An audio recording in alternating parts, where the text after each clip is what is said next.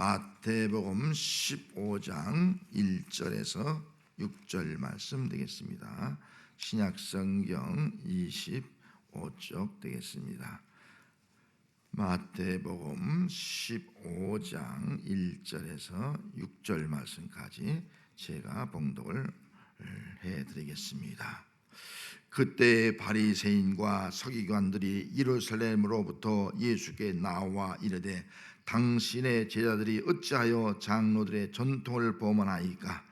떡 먹을 때 손을 씻지 아니하나이다. 대답하여 이르시되 너희는 어찌하여 너희의 전통으로 하나님의 계명을 범하느냐? 하나님이 이르셨으되 네 부모를 공경하라 하시고 또 아버지나 어머니를 비방하는 자는 반드시 죽임을 당하리라 하셨거늘 너희는 이르되 누구든지 아버지에게나 어머니에게 말하기를 내가 드려 유익하게 할 것이 하나님께 드림이 되었다고 하기만 하면 그 부모를 공경할 것이 없다 하여 너희의 전통으로 하나님의 말씀을 폐하는도다. 아멘.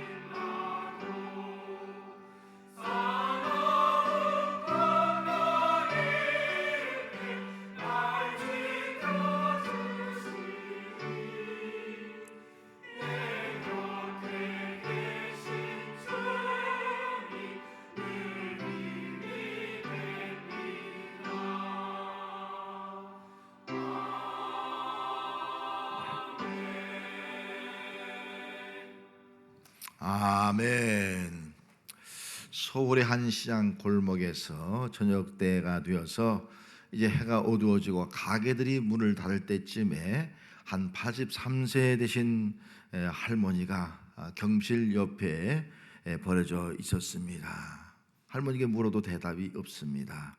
경찰에 신고했고 또 경찰은 그 할머니를 모시고 가서 그 자녀들의 주소를 전화번호를 물어보고 전화를 걸었습니다. 전화를 아무리 걸어도 아무런 전화에 그 연결이 되지 않았습니다. 어떻게 이런 일이 있을 수가 있겠습니까? 자식들이 멀쩡히 있는데 전화를 받지 않는 거예요. 얘기를 들어보니까 최근 한 6개월 동안 딸이 어머니를 모셨습니다. 그리고 좀 힘이 들어서 그런지 이제는 아들 집에 보냈습니다. 근데 아들 집에 보냈는데 아들은 또 그렇다 치고 며느리가 그 어머니를 모시기 어렵다고 또 딸 집으로 보내는 거예요. 그 딸이 조금 모시고 있다가 우리만 모셔야 되느냐 또 아들 집에 보냈습니다. 또 며느리가 딸 집에 보내는 거예요. 이렇게 서너 번 반복하다가 어머니를 길에 방치하는 그런 일이 벌어지고 말았습니다. 그 다음 날 경찰서에 이 아들, 딸 부부가 왔습니다. 그리고 나서 이 며느리가 까딱하게 그렇게 말하는 거예요. 자기 어려울 때, 힘들 때 어머니 모시 와서 자식들 돌아보게 다 하고 애들 키워놓고 이제는 필요 없다고 어머니를 안 모시다니 그 말이 되는 거예요? 다지고 묻습니다. 그러자 또 딸은 뭐 딸만 모시라는 법이 있느냐, 아들도 모실 수 있지 않느냐, 그러다 치고 또 우리한테 연락도 하지 않고 우리 집 앞에 버려두고 가면 어떡하느냐, 그 앞에서 서로 옥신각신 싸우고 있었습니다. 결국은 두 아들, 딸, 며느리 사이 모두 존속유기 혐의로 불구속 입건을 하게 되었습니다. 자식들의 이런 모습을 본 어머니는 제가 다 잘못했습니다. 우리 자녀들에게 선처를 바랍니다. 이렇게 호소를 했던 것입니다. 며칠 전 신문에 보니까 자식이 부모 부양 찬성 23%가 나왔습니다. 근데 한 20년 전에 2002년도에는 조사했을 때는 자식이 부모를 부양하는 것 찬성하느냐 하는 질문에 대해서 70%가 찬성한다 그렇게 나온 거예요. 세월이 한 20년이 지나면서 자녀가 부모 부양을 해야 되는 찬성이 20년 전에는 정말 10명 중에 7명이 찬성한 거예요. 그런데 지금의 오늘 이 시대에 와서는 10명 중에 부모를 자식이 부양해야 된다 2명밖에 없다는 거예요. 시대가 이렇게 달라져가고 있다는 현실을 우리가 느껴볼 수가 있습니다. 오늘의 시대는 대부분의 사람들이 부모를 부양하기를 힘들어하고 있다 하는 것이 우리의 현실이에요. 초고령 사회, 핵가족 사회가 되어가면서 점점 부모를 모시기를 어려운 시대를 우리가 살아가고 있습니다. 노인이 노인을 모시는 시대가 되어가고 있습니다.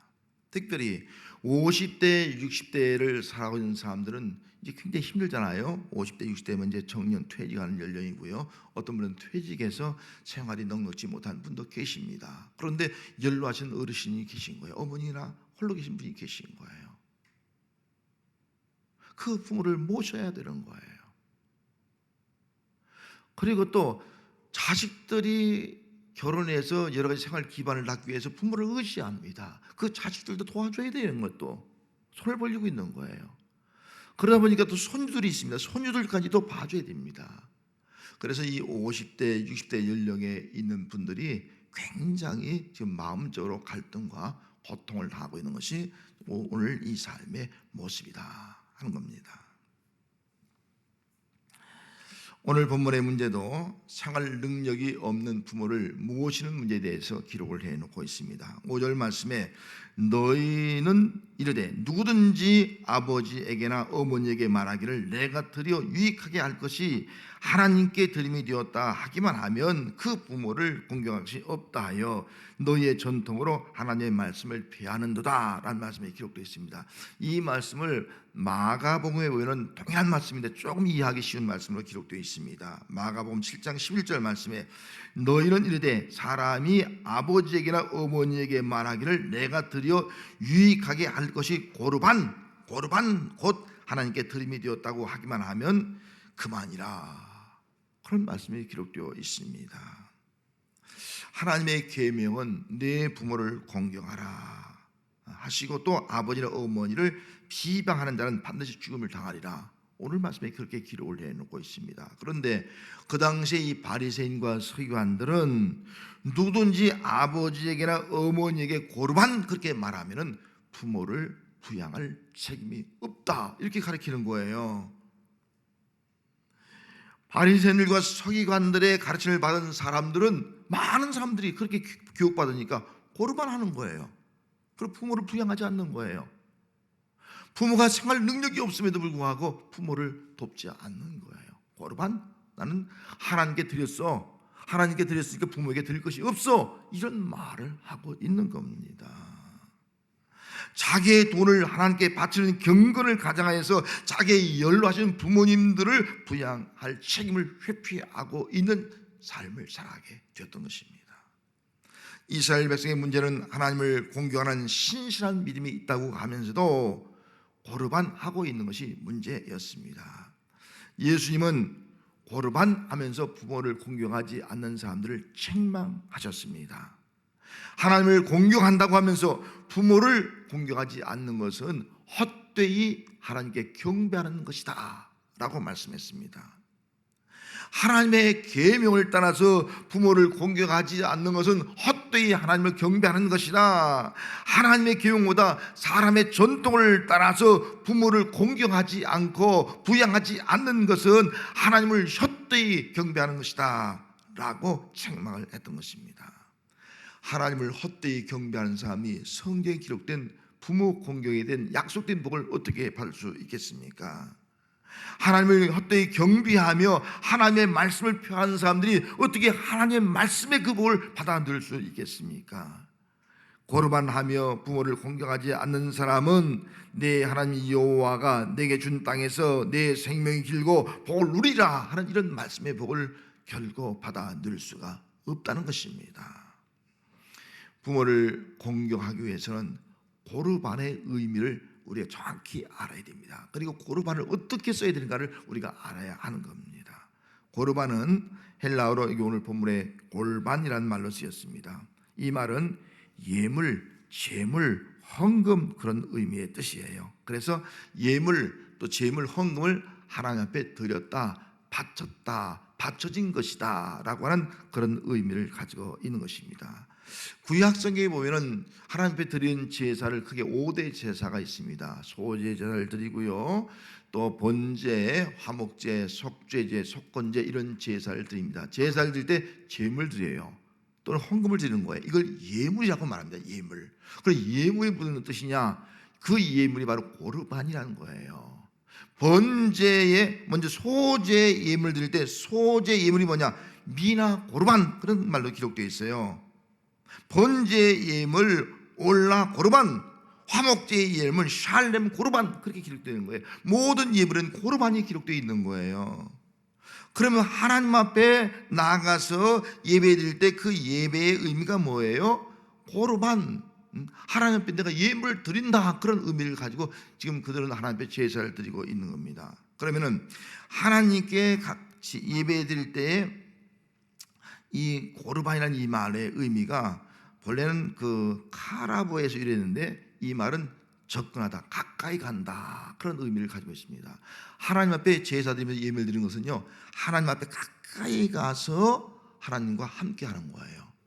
하나님을 멀리 할 때 이것이 바로 하나님의 사랑이 식어지는 증거거든요. 가까이 간다는, 하나님을 사랑한다는 그만큼 사랑으로 하나가 된다는 의미를 가지고 있는 거예요. 고르반, 왜 하나님께 가까이 가서 제사 드렸습니까? 하나님의 관계성이 중요한 거예요. 하나님과의 관계가 깨지면요, 그게 죄악인 거예요. 하나님과의 정말 친밀한 관계를 가지고 하나님과 함께 하기 위해서 예배를 드리게 된 것입니다. 제사는 하나님과의 관계를 단절시킨 죄를 회개하고 죄사함 받음으로 하나님과의 관계가 회복되어지고 하나님과 함께하는 백성, 그리고 하나님이 복을 주는 백성으로 살아가도록 하기 위한 것입니다. 이스라엘 백성들은 고르반 하면서 하나님께 가까이 가서 제사를 드렸습니다. 소제의 제사를 드리면서 하나님이 주신 은혜에 감사했습니다. 번제의 제사를 드리면서 하나님을 위해서 저도 헌신하며 희생하여 살겠습니다, 그런 결단을 하면서 예배를 제사를 드렸습니다. 화목제를 드리면서 하나님과 사랑과 더불어서 다 화목하게 살겠습니다 하는 마음을 가지고 그들은 제사를 드렸습니다. 속죄제, 속건제를 드리면서 이제는 모든 사람의 죄를 내가 배상하고 또 용서하고 그래서 서로 사람들의 관계 속에서 서로 사랑하며 살겠습니다, 이런 모습을 가지고 하나님 앞에 예배를 드렸던 것입니다.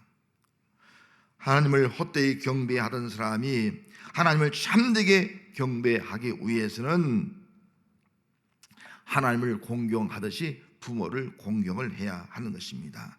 4절 말씀에 하나님이 이르셨으되 내 부모를 공경하라 하시고 또 내 아버지나 어미를 비방하는 자는 반드시 죽음을 당하리라 하셨거늘 말씀이 기록되어 있습니다. 여기 공경하라 이 말의 의미가 뭐예요?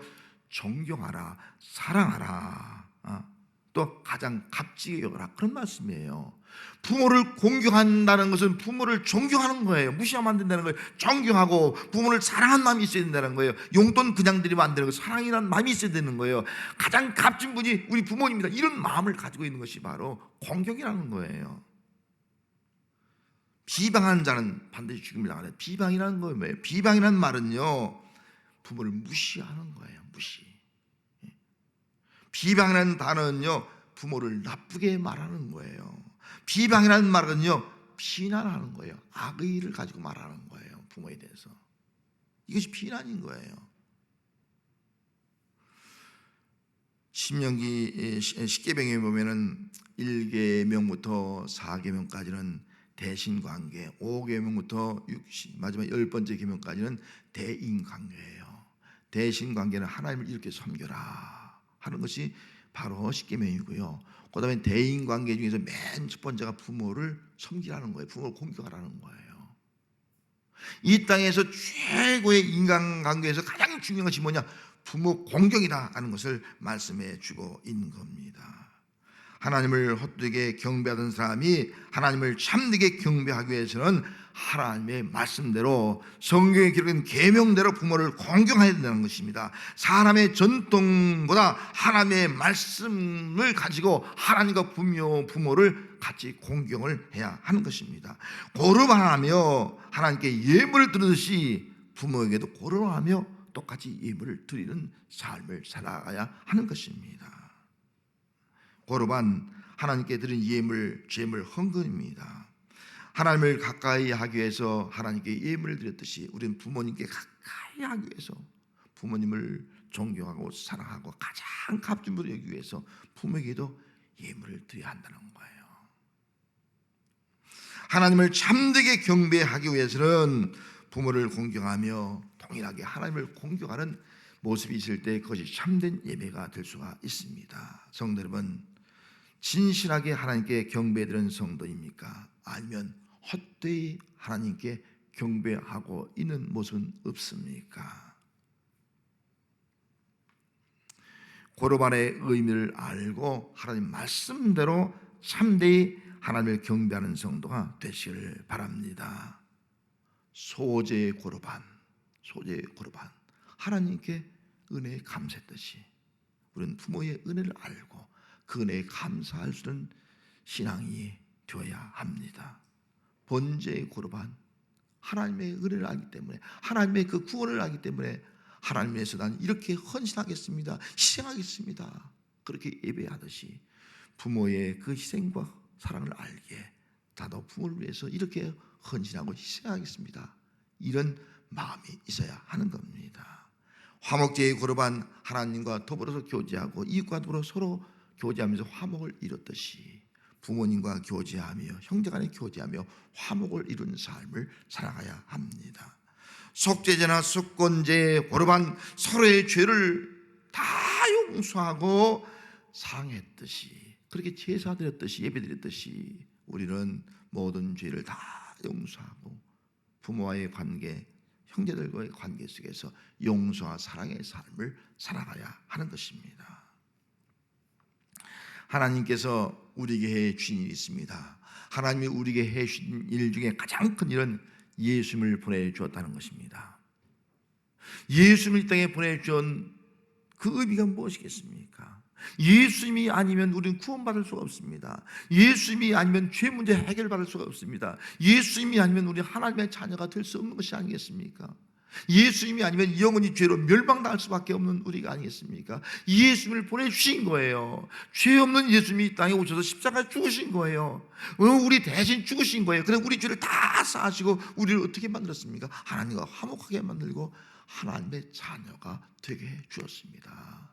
하나님의 사랑, 그 유업을 다 받는 자가 되게 해 주었어요. 이것이 바로 가장 큰 하나님의 은혜가 아니겠습니까? 하나님께서 우리에게 주신 가장 귀한 값진 것이 한 분이 있다면 예수님, 그다음에 부모님이 아니겠어요? 부모님이신 거예요. 이런 부모님이 없다면 우리가 존재할 수 없지 않습니까? 하나님은 우리에게 부모를 주셨고 그 부모를 통해서 우리에게 생명을 주셨고 또 그 부모님의 사랑과 헌신을 통해서 오늘 이 자리에 있는 우리가 된 것이 아니겠습니까? 오늘 이 자리에 얻는 것이 다 부모님의 사랑과 헌신과 그 희생과 눈물로 우리가 이 자리에 있는 것이지, 부모가 없이 오늘 우리가 어떻게 이 자리에 서일 수 있겠습니까? 오늘 어버이 주일을 맞이해서 한이 없는 부모님의 은혜를 어찌 다 말로 다 알 수 있겠습니까? 그 부모님의 은혜로 오늘 내가 살고 있음을 우리는 기억을 해야 할 것입니다. 이것이 바로 하나님이 우리에게 해주신 일이에요. 그러면 나는 어떤 존재일까? 나의 정체성을 우리가 말한다면 나는 은혜로 된 존재, 나는 은혜로 살아가야 할 사람. 할렐루야. 이게 우리 모습이 돼야 돼요. 이거 잊으면 안 됩니다. 하나님의 은혜, 독생자 예수님을 주신 은혜, 부모를 주신 은혜, 이 은혜로 된 존재가 나예요. 이건 나는 은혜로 살아가는 거예요.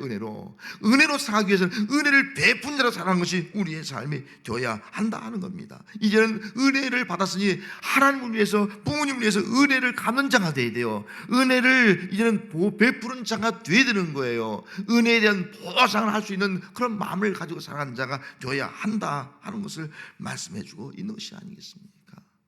여러분, 은혜로 되었다면 앞으로의 삶도 은혜로 살아가고 은혜를 갚고 은혜를 보답하고 은혜를 베푸는 삶을 살아가는 우리 자녀들이 되어야 할 줄로 믿습니다. 보육원에서 자란 남매가 있었어요. 그리고 장성했습니다. 아버지를 만났어요. 그렇게 그리고 찾던 아버지를 만났어요. 어머니는 돌아가시고 아버지만 계신 거예요. 근데 아버지를 만났는데 그 아버지를 보는 순간 놀랐어요. 얼굴이 화상을 입어서 얼굴이 얼마나 엉망진창인지 얼굴이 일그러져 보기 흉한 거예요. 볼 수 없는 흉한 얼굴을 가지고 있는 거예요. 나를 부리는 아버지도 싫었고요, 얼굴이 일그러진 흉한 얼굴을 가진 아버지도 보기 싫었어요. 그다음부터는 다시는 아버지를 만나지 않았어요. 세월이 좀 지나서 아버지가 세상을 떠났다는 소식을 듣게 되었습니다. 그리고 아버지의 장례식을 치르는데 주변사에 말하는 거예요. 아버지는 화장을 하지 말라, 그렇게 유언했으니까 그거 지켜드리라 하는데, 이 아들 딸 입장에서는요, 아버지가 싫은 거예요. 그래서 그냥 아버지의 유언을 어기고 화장을 시켜 버리고 말았습니다. 그리고 아버지의 유품이 있다 해서 유품을 정리하다가 일기장 하나를 발견했어요. 그 일기장을 딱 펼쳐보는 순간에 그는 놀라고 말았습니다. 집이 불이 났을 때 나는 소방대원들이 들어가지 말라고 만류하는데도 불구하고 물속으로 뛰어들어가서 어린 남매를 건져 나왔다. 그런데 사랑할 아내를 건지지 못하고 내가 화상을 입고 쓰러졌다 하는 글이 있는 거예요. 보고 싶은 내 아들아, 딸아, 미안하구나. 한 가지 부탁할 것이 있다. 내가 죽거든 절대 화장을 하지 말아다오. 나는 불이 싫다 한다. 불에 타는 무서운 꿈에 시달리면서 30년을 살아왔단다. 이 아버지의 일기장을 보는 순간 자신들이 마지막까지 어떻게 부모의 은혜를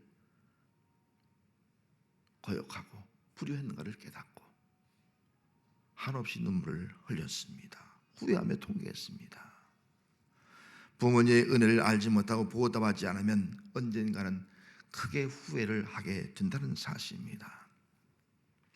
사자성어에 혼정신성이라는 단어가 있습니다. 저녁혼 정할 정, 새벽신 살필 성이라는 단어입니다. 이 단어의 의미는 저녁 때가 되면 부모의 잠자리를 정해주고 새벽이 되면 부모님이 잘 주무시는가 부모님을 살펴드리는 것, 이것이 바로 혼전신성이라는 단어입니다. 자녀라고 하면은 저녁에 부모님의 잠자리에 관심을 가지고 잘 수 있는 자리를 정해드리고 아침이 되면 부모님이 좀 어떻게 잘 주무셨는가 가서 부모님을 살펴보는 것, 이것이 바로 효요의 기본이 아니겠습니까? 부모 공경이 기본이라는 거예요. 엄청난 것은 못한다 할지라도 이것이 기본이라는 겁니다.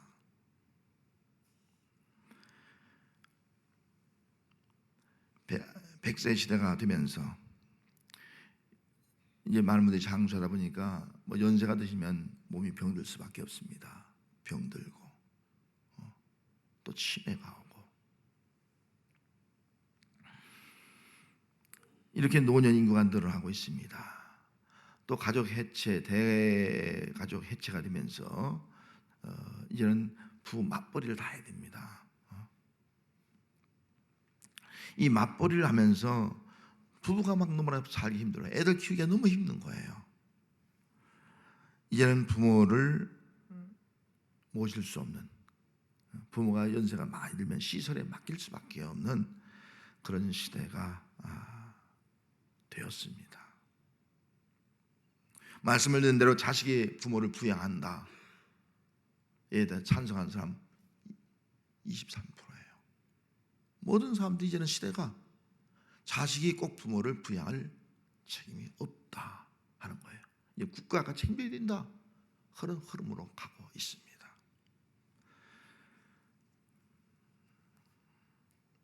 양가 부모님에 대한 모습을 가지고 갈등을 한 주부가 온라인에 글을 올렸어요. 그 내용이 이렇습니다. 과거에 시어머니가 시아버지가 돌아가시고 몸이 불편했어요. 그래서 남편이 여보, 우리 어머니가 몸이 불편해지고 혼자 되었으니까 우리 집에 모시자. 남편이 이렇게 말하는 거예요. 아내는 거절했습니다. 딱 한마디로, 난 모실 수 없다. 너무 바쁘고 할 일도 많다. 딱 거절했어요. 그리고 나서 한 1년 지나서 시어머니가 돌아가셨습니다. 그리고 또 얼마 후에 금방 친정의 아버지가 돌아가신 거예요. 그리고 친정 어머니가 계신데 친정 어머니도 능력이 없는 거예요. 병이 든 거예요. 의지할 데가 없는 거예요. 갈 데가 없는 거예요. 누가 돌보지 않으면 혼자 사실 수 없는 거예요. 생활 능력이 없는 거예요. 거동할 수도 없고요. 남편에게 말했습니다. 여보, 저도 아버지가 돌아가시고 또 어머니가 이렇게 병들어서 홀로 계신데 우리 집에 모셨으면 좋겠습니다. 남편에게 이야기를 했습니다. 여러분, 남편의 반응이 어떤 반응이겠습니까? 그래 여보, 모십시다 하면 얼마나 좋겠어요. 남편의 반응은 그렇지 않았습니다. 거친 욕설과 함께 이를 거부해서 부부싸움이라 하고 이혼 위기에 놓여 있다라는 것입니다. 부모를 모시는 문제로 부부간의 갈등이 심각해지고 이혼 위기에 놓이는 현실이 우리의 삶의 현실이 되어가고 있습니다. 건강하실 때는 부모님들 따로 사는 거 좋아요. 건강할 때는 따로 살아야죠. 누가 자식 의지하려고 합니까? 이제 문제는 늙고 병이 들고 혼자 기도할 수가 없고 대소변을 갈 수 없는 부모가 되었을 때, 치매가 와서 자식도 잘 알아주지 못해, 자식을 알아주지 못해, 그런 부모, 그리고 막 대소변을 가리지 못해. 한 사람은 먼저 보내고 홀로 살아가는데 홀로 생활 능력이 없어. 홀라 생활 능력이 없는 부모, 고독하게 살아가는 그 부모. 나는 내 집에 살다가 이 집에서 죽겠다. 이게 부모의 마음이 아니겠습니까? 저희 부모님도 어머니도 이 집에 살겠다, 여기 죽겠다, 그런 말씀하시더라고요. 저도 평생 그렇게 하려고 마음먹었습니다. 20년 이상 부모 오셨는데, 근데 고관절이 부러지는 바람에 거기서 고림이 나고 피가 나오는 거예요. 어쩔 수가 없어요. 병원에 입원시켜요. 어쩔 수 없는 상황이에요. 어머니 어쩔 수 없는 상황인데 입원했다가 집원하는데 어쩔 수 없는 상황이 되니까 어머니가 병원에 요양병에 가겠다고 본인이 그렇게 해서 가셨어요. 그런데 그 마음이 지금도 걸려요. 저는 제가 모셔놓고 나오는데 이걸 안 넣는 거예요. 딱 잡고, 아들아, 데려가라. 여기다 놓지 말라. 본인이 간다고 해놓고도 그렇게 말하는 거예요. 우리 장로님들이 한번 면회 가셨어요. 면회 갔는데 우리 장로님들 붙들고 나 교회 가게 해달라고, 집에 가게 해달라고. 왜? 평생 여기서 사셨으니까. 개척한 다음에 항상 새벽에도 참석했으니까 그 말씀하는 거예요. 이게 우리의 현실이에요. 여러분, 이런 부모님들, 이렇게 홀로 되고 병이 든 부모님들, 여러분 어떡하시겠습니까? 사람의 전통은 부모를 모실 수 없고 부양할 수 없는 시대가 되었으니 무조건 유양시설을 맡겨야 된다. 오늘 사람의 전통이에요. 흐름이에요. 하나님의 말씀은 부모님의 말씀에 순종하여 부모님이 오란 대로 해드리면서 공경하라 하는 거예요. 여러분, 사람의 전통과 하나님의 말씀 중에 어느 것을 선택을 하겠습니까? 사람의 전통으로 하나님의 말씀을 폐하겠습니까? 아니면 사람의 전통을 버리고 하나님의 말씀을 따르겠습니까? 오늘 제목, 당신도 고르만 합니까? 당신도 고르만 합니까? 고르만 하면 헛되이 하나님을 경배하는 자가 되고 맙니다. 하나님을 헛되이 경배하지 않는 성도가 되지 말고 참되게 경배할 수는 우리가 되어야 할 줄로 믿습니다. 기도하겠습니다. 하나님 아버지, 어버이 주일입니다. 어버이가 다 돌아가신 분도 있고 살아계신 분도 있습니다. 우리의 어버이의 은혜, 우리가 무엇으로 다 갚을 수 있겠고, 또 우리의 어버이들이 연세가 많으셔서 때로 홀로 되신 분도 있고, 치매가 온 분도 있고, 몸이 아파서 거동이 불편한 분도 있고, 홀로 외로이 지나간 분도 있고, 너무나 감당할 수 없는 우리의 삶의 현실 가운데서 우리가 어떻게 할지 모르는 그런 가운데 우리가 갈등을 하는 시대를 우리가 살아가고 있습니다. 아버지 하나님, 우리에게 지혜를 주시고 믿음을 주셔서 정말 하나님을 헛되이 경배하지 않는 믿음의 사람으로 살아갈 수 있게 하여 주시옵소서. 예수님의 이름으로 기도하옵나이다. 아멘.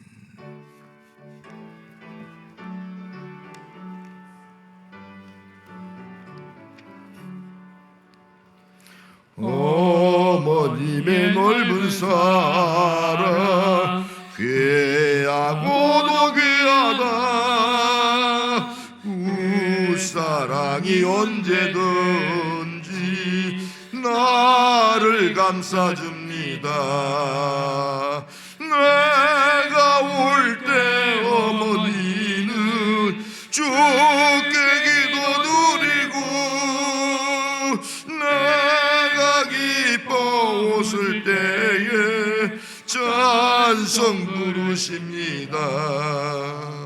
아침 저녁 읽으시던 어머님의 성경책 손때만 구절마다 모습 본듯 합니다. 믿는 자는 누구든지 영생함을 얻으리. 들려주신 귀한 말씀 이제 이미 됩니다. 홀로 누워 괴로울 때, 헤매다가 지칠 때 부르시던 찬송소리 귀에 살아옵니다. 반석에서 샘물 나고 왕무지가 꽃피니 예수님과 동행하면 두려울 것 없어라. 온유하고 겸손하며 올바르고 글쎄게 어머니의 뜻받들어 보람있게 살리라. 풍파 많은 세상에서 선한 싸움 싸우다 생명심에 흐르는 곳 길이 함께 살리라. 이제는 우리의 선한 목자 되신 우리 주 예수 그리스도의 은혜와 우리에게 부모를 주신 하나님 아버지의 사랑하심과 우리의 부모를 하나님의 말씀대로 공경할 수 있도록 도우시는 성령님의 감동, 감화, 교제에 충만하심이 고르반하면서 헛되이 경배하지 않기로 결단하고 들어가는 거룩한 성도들 모리모리 위에와 자녀와 가정과 생업 위에 또 연로하신 어른들 위에 지금부터 영원토록 함께 하시기를 축원하옵나이다. 아멘.